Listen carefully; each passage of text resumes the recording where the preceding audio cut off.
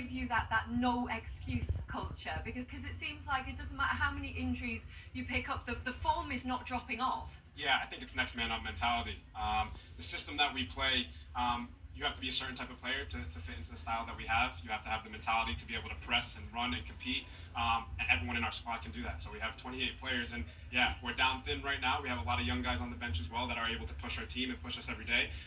But yeah, once a guy goes down, we're not worried about looking at the bench and who's on the bench. We just have to know we have to be ready.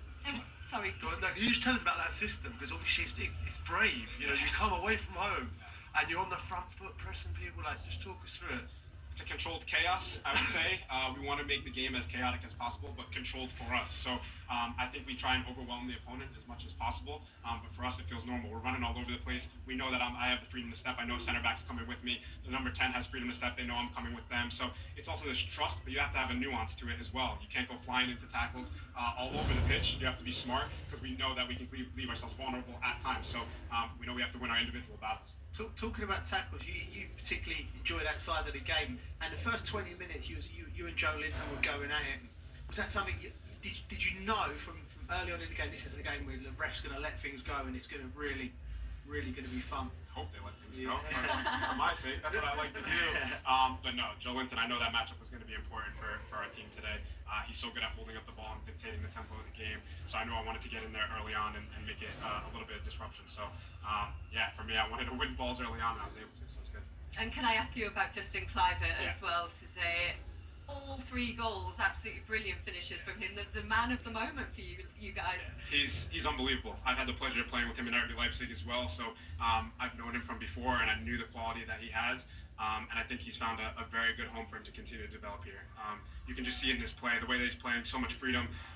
But he's also added this against the ball factor now when he presses so well, coming back and winning tackles and restarting the attack. So I know what he can do in the attack, but he's done an unbelievable job against the ball as well. The first Bournemouth player to score 2 hat-tricks in the same season as well. Do you feel there's a lot more to come from him as well? He's just warming up. I think he's definitely hitting his stride right now, and I think it's gone unnoticed, especially last year when you have a player like Dom Solanke who's taking the headlines and scoring a lot of goals.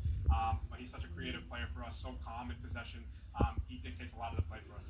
Yeah, obviously you've got the man of the match award today, but yourself and Ryan Christie, how much do you enjoy that partnership? Because I mean, that's a tough midfield to play against today with Joe Linton, Bruno, and Tonali, and I felt you dominated it, both of you. Yeah, absolutely. I think that when you look at the physicality that they have to offer, obviously we knew that we had to match that, but we're physical players as well.